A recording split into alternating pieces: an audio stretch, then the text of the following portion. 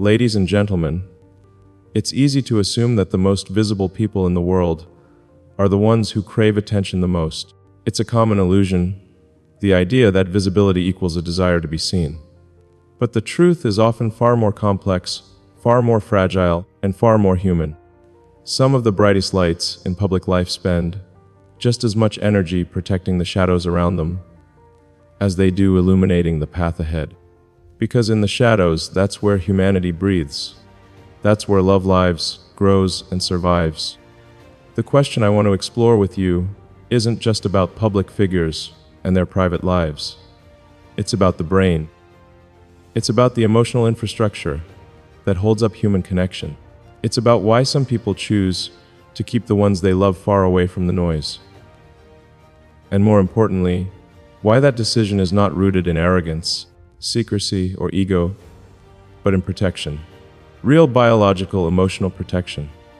You see, when someone spends their life standing in the center of a storm, their nervous system is constantly in a state of negotiation with the world. Imagine being surrounded, not by one conversation, but by thousands. Every word you say echoed, amplified, dissected, remixed, judged. Imagine the kind of cognitive load that creates. And then imagine extending that same exposure to the person who has become the closest mirror of your own soul. That's not just a relationship under pressure. That's a relationship under the microscope of millions of emotional projections, expectations, and judgments. The human brain was never built to carry that weight. There's a reason why our ancestors didn't live their lives in the constant gaze of strangers. Evolution shaped us to be part of small tribes, intimate networks, people who knew us, not the performance of us. When love grew in those environments, it grew through shared experiences, not public consumption. The amygdala, that ancient, almond-shaped structure in the brain, was designed to detect threats in the immediate environment. But in the modern world, with millions of eyes watching through digital screens, the amygdala cannot distinguish between an actual predator in the room and a trending headline about your partner. It reacts the same way: heightened vigilance, increased cortisol levels, and a deep, primal sense of being unsafe. For a partner who did not choose the spotlight, for someone who did not build their life to be dissected online, that constant, artificial exposure can be neurologically destabilizing. It's not just uncomfortable, it's chemically real. Studies in effective neuroscience have shown that repeated social evaluation triggers a chronic stress response, leading to elevated cortisol and adrenaline over extended periods. This, in turn, interferes with the prefrontal cortex, the part of the brain responsible for emotional regulation, decision-making, and long-term bonding. So when you put someone you love in front of that spotlight, you're not just asking them to smile for a photo. You're asking their brain to adapt to a hostile environment it was never designed to endure. And let me be clear, it's not about hiding. It's about preserving the conditions where something authentic can breathe. When two people fall in love, what they're really doing, at a neurobiological level, is synchronizing their emotional rhythms. Mirror neurons fire in harmony. The oxytocin system activates, building trust and attachment. Their nervous systems begin to find safety in each other. But when millions of external signals invade that shared space, the delicate balance begins to tilt. Suddenly, what was once a private frequency is being jammed by noise, comments, opinions, speculations, expectations. And love, which thrives in stillness, starts to tremble in the storm. Now imagine being someone who carries an extraordinary level of public attention. Imagine being watched not by hundreds but by billions. Every dinner, every walk, every gesture has the potential to become a headline. That's not romance. That's emotional surveillance. And when you love someone, truly love someone, you don't invite surveillance into their soul. You shield them from it. This isn't theory to me. It's a lived reality, a decision made again and again. Not out of shame or secrecy, but out of the deepest form of respect. Because to protect someone is to give them the gift of normality in a world that has none to offer. The limbic system, that ancient network in the brain responsible for emotion, memory, and survival, thrives in predictability. Love deepens in quiet patterns, shared routines, small rituals, moments that no one else sees. But fame, attention, and spectacle are inherently unpredictable. They spike dopamine in short bursts, but they also destabilize it over time, creating emotional volatility. That volatility may energize public performance, but it corrodes intimacy. So when someone chooses to keep their romantic partner away from the spotlight, what they're really doing is creating a neuropsychological shield. They're saying, I will take the volatility, you keep the calm. It's a profound act of emotional engineering, not to manipulate, but to protect. We've all seen what happens when that protection fails. We've seen public relationships burn down under the relentless weight of other people's expectations. A love story turns into a spectacle. A human bond becomes a debate. The internet starts asking questions it has no right to ask, making judgments it has no ground to make. And slowly, the private rhythms of two hearts are drowned out by the roar of a million strangers.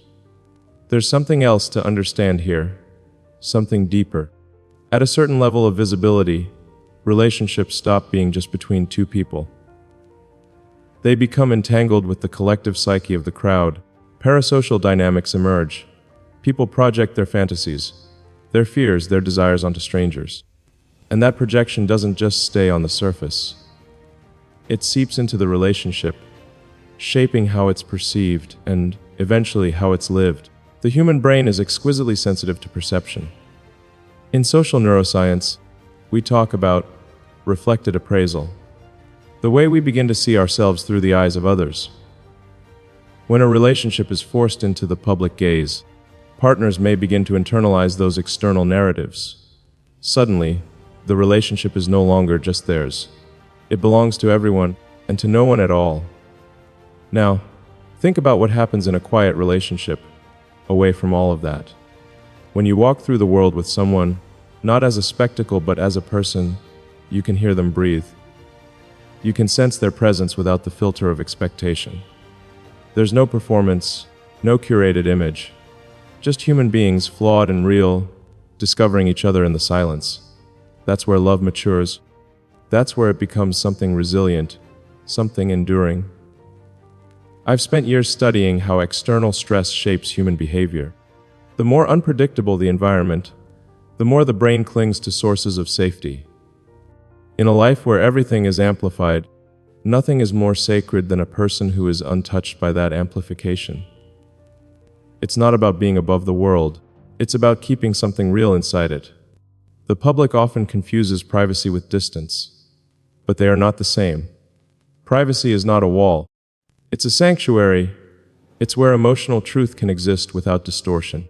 To love someone privately is to let the relationship breathe without the oxygen being stolen by everyone else. Consider what happens biologically when someone is thrust unwillingly into the spotlight. Their hypothalamic pituitary adrenal axis, the HPA axis, engages repeatedly, preparing the body for perceived social threat. Heart rate increases, sleep quality decreases, emotional bandwidth shrinks. Over time, this chronic activation doesn't just affect the mind, it alters the body. And in intimate relationships, that physiological burden doesn't stay contained. It ripples through the bond like an invisible tremor. This is why some people, not out of fear, but out of foresight, choose to protect their partners from this environment altogether, because love isn't just emotional, it's biological, it's neurological, it's fragile and strong at the same time. And when you truly understand how human connection works, you realize the most powerful thing you can sometimes do for someone is to keep their name out of the noise. It's ironic. People often say, if there's nothing to hide, why not share everything? But love doesn't need to prove itself to strangers. In fact, the moment it starts performing for them, something essential is lost. I've seen how quickly adoration turns to obsession, how curiosity turns to invasion. I've seen how people take a gentle moment and turn it into a global spectacle. And the brain is not built for that kind of invasion. No one's is. Love, at its core, is a quiet rebellion against the chaos of the world. It's choosing one person and saying, this is our world, even when the rest of the world is watching. Especially then, every relationship needs a place to grow, not a stage but a garden. A space where mistakes can be made without judgment, where softness can exist without fear of being devoured. When someone lives in the public eye, the only way to create that garden is to build walls of quiet around it. That's why the people I care about the most live in the shade, not in the glare. And perhaps that's something more of us need to remember in our own lives. You don't need to be a public figure to understand this. We live in a world where everyone is performing, on platforms and timelines in the endless scroll of attention. We broadcast everything: what we eat, where we are, who we're with.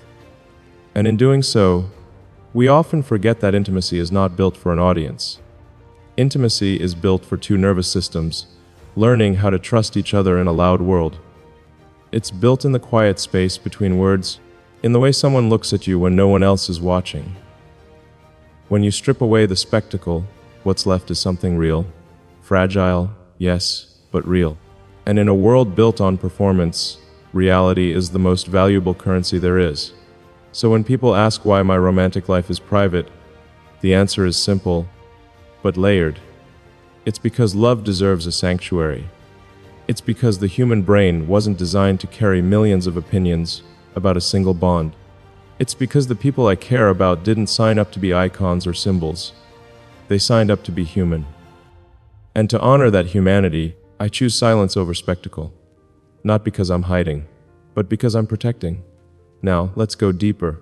The neurochemistry of love, oxytocin, dopamine, serotonin, creates what scientists call a bonding cascade. It's a sequence of biochemical events that foster attachment, trust, and emotional attunement. But this cascade thrives on safety. Without safety, the chemistry falters. Chronic social evaluation, the kind that comes with intense public scrutiny, interferes with this process. It keeps the brain in a state of hyperarousal, disrupting the subtle, rhythmic dance of trust building. Even the way we remember love changes under pressure. Memory isn't static, it's a living, reconstructive process. When experiences are repeatedly reframed by external narratives, they become less our own. People in high visibility relationships often report that their most intimate memories are inseparable from the public commentary that surrounded them. Over time, that corrodes the authenticity of the bond itself. That's why keeping a relationship out of the spotlight isn't just about preserving privacy in the present. It's about protecting the emotional memory of that relationship in the future. It's about making sure that when two people look back, they see each other, not the audience. Think about that. A memory unshared with the world becomes a private universe. A memory shared too widely becomes communal property. And once it's communal, it's no longer purely yours. The people I care about deserve their own universe. A space where they are not headlines or hashtags or speculation. A space where they can laugh without wondering who's watching. A space where they can simply exist. I've often thought about how love has changed in the digital era. Once upon a time, love letters were written on paper, kept in drawers, whispered between hearts. Now love is written in captions, liked, shared, screenshotted, and archived. But the brain hasn't evolved as fast as technology. Our biology is still wired for intimacy that feels private, not broadcast.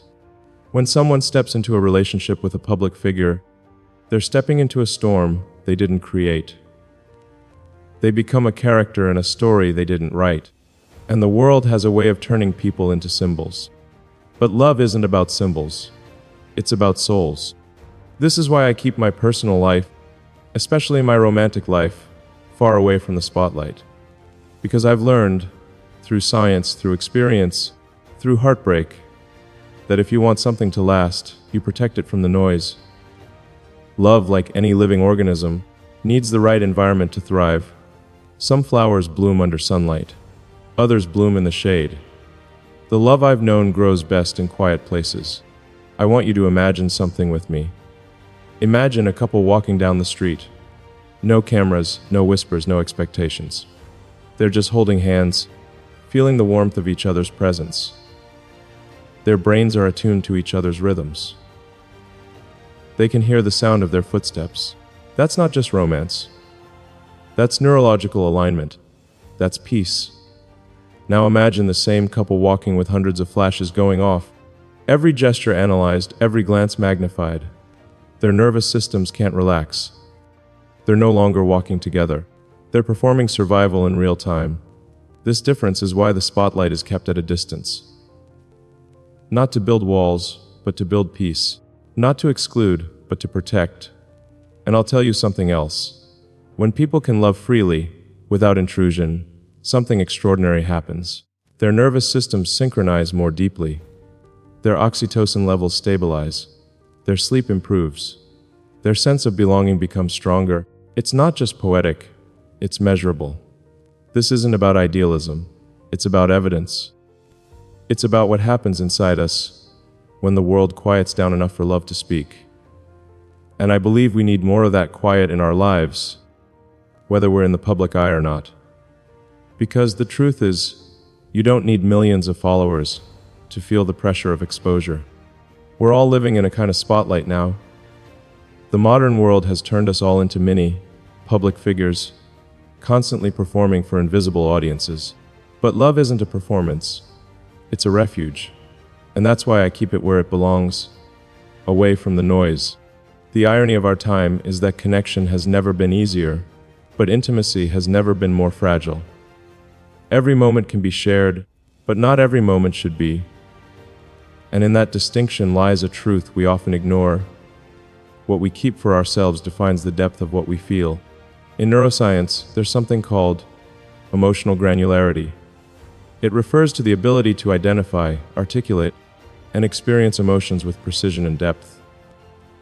People who cultivate private spaces in their relationships tend to develop greater emotional granularity. Why? Because they experience their emotions as they are, raw, undistorted, not through the lens of how they will be perceived by an audience. Public performance, on the other hand, flattens emotional experience.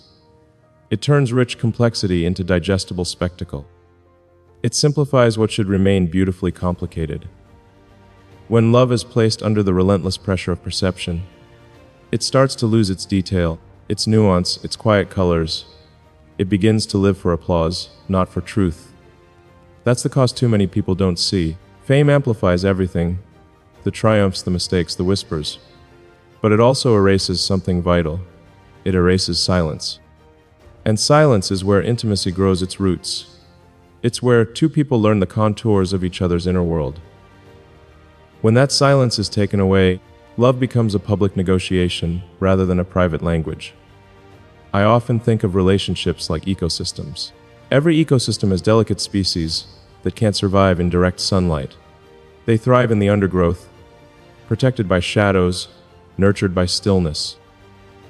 It's the same with human connection. Some aspects of love are meant to be shared with the world, but others, the most profound ones, can only survive when sheltered. And when the world watches too closely, something strange happens. People stop experiencing their own lives directly. They start curating them. They don't just live the moment. They anticipate how it will be seen. It's like a psychological mirror placed between two people, constantly reflecting back an image of their bond. Over time, they begin to relate not to each other, but to that image. This effect isn't hypothetical. In experimental social psychology, this is called self-objectification. It's when people begin to experience themselves and their relationships as objects to be viewed rather than subjects to be lived. It leads to anxiety, self-consciousness, and emotional distancing. And once it sets in, intimacy starts to dissolve quietly, like salt in water. When I choose to keep someone I love away from the spotlight, it's not because I'm trying to build distance. It's because I'm trying to keep us close. Closer than the world would ever allow if it got too near. The public often assumes that what they don't see isn't real. But the truth is almost always the opposite. What you don't see is often the most real part of a person's life. The moments I hold most sacred are the ones no one will ever know about. Not because they're scandalous or sensational, but because they're precious. And precious things lose their value when they're turned into currency. Attention is currency in our world. Every detail has market value. But love isn't a commodity. It doesn't belong on a stage or in an algorithm. It belongs in the space between two hearts, beating at their own rhythm, untouched by the rhythm of the crowd. And let's not underestimate the damage public perception can do. When the world projects its fantasies onto a couple, those projections can clash violently with reality. People start creating narratives. Some romanticize, some criticize, some invent entire stories out of a single gesture. And none of it belongs to the two people actually living that reality. When you love someone, you owe them more than that. You owe them the dignity of their own story. I've watched many public relationships, not just my own, but others in similar positions, bend under the weight of public expectation. It's not always a dramatic collapse. Sometimes it's subtle, like a vine slowly strangled by its own trellis. One compromise here, one performance there, and before long, the relationship is no longer about love. It's about maintaining the image of love. But real love doesn't need a press release. Real love doesn't need to trend. Real love needs safety. The human nervous system is exquisitely attuned to safety cues.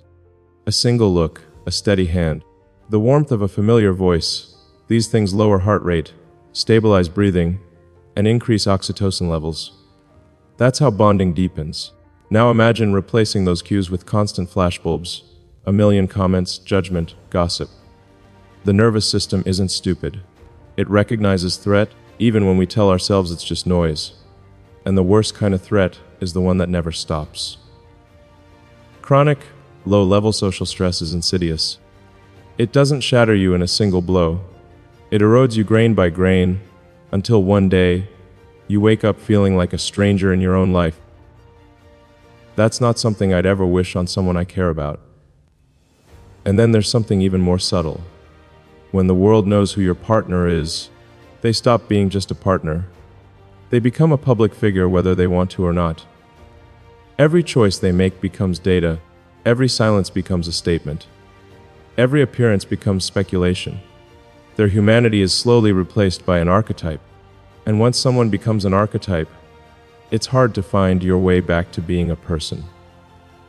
People say they want to know everything, but what they really want is the illusion of closeness, not the burden of truth. The truth is messy. It's human. It doesn't fit into headlines or clean narratives. And love is the messiest truth of all. I've seen how quickly the public can turn curiosity into entitlement. They start to believe they have a right to know everything. But love isn't a democracy. It's not built to be shared with the crowd. If you love someone, and you also carry the weight of global attention, you learn to build invisible walls, not to keep the person out, but to keep the world out. You create spaces where you can still hear each other think, where you can still laugh without a camera lens interpreting the angle of your smile. There's a kind of peace that comes with that, a silence that's louder than applause. And I want to talk about something more personal, not specific, not a story of one person, but the pattern of it. There have been moments in my life where the world has guessed, speculated, argued over the identity of someone I love. And in those moments, I've learned a crucial lesson. The less you give the world, the less it can take away. Privacy isn't weakness, it's strength. It's the shield that protects something delicate from hands that don't know how to hold it. In modern culture, there's a dangerous narrative that visibility equals validation. That if something isn't shared, it isn't real. But some of the most real, most enduring things in this world have lived and died in silence. Love doesn't need a witness. It needs a heartbeat. We forget that sometimes. We build entire identities around being seen. But being seen and being understood are not the same thing. And the world may see your love story, but it will never understand it. Because understanding requires presence. And only the two people inside that story can be truly present. When I look at someone I love, I don't want to see them through the eyes of the world. I want to see them as they are. Unfiltered, unedited, undistorted. And that's something you can only do in quiet places. There's another layer here, one rooted in pure neurobiology. The more a relationship is exposed to public scrutiny, the more the brain associates that relationship with stress rather than safety. It's called aversive conditioning. Over time, love becomes linked to anxiety, vigilance, and threat. That's how something beautiful can start to feel suffocating. Keeping a relationship private is like protecting the oxygen supply in a sealed room. It's making sure the air doesn't get contaminated by everything outside. And yes, that means enduring rumors, whispers, and speculations. It means letting people believe what they want to believe. It means accepting that silence often gets misread as mystery. But silence is the price of peace, and I'll choose peace every time. Because the people I love aren't accessories to a public persona. They're not characters in a story the world gets to co-author. They're human beings with their own nervous systems, their own emotional landscapes, their own right to simply exist. And if I have to build a wall around that right, I will. Not out of arrogance, out of love. When love is real, it doesn't need to prove itself to strangers. When love is real, it can afford to stay quiet. And when love is real, you protect it not with announcements, but with silence. That silence is where trust lives. It's where the world falls away and two people can still find each other, no matter how loud everything else gets. I've spent years walking through a world where everything is amplified. Every win, every loss, every choice, every mistake. But even in the loudest moments, I've learned to keep one part of my life untouched. The part where love lives. Because in the end, that's the only part that matters. Let the world see the rockets. Let them see the ideas, the missions, the work. But love belongs to the quiet. Love belongs to the spaces no one else will ever touch. Love belongs to the shadow, not because it's weak, but because that's where it grows strong. And maybe, just maybe, the world doesn't need to understand that. It just needs to accept that some stories aren't for them. Some stories belong only to the people living them. And that's exactly how it should be.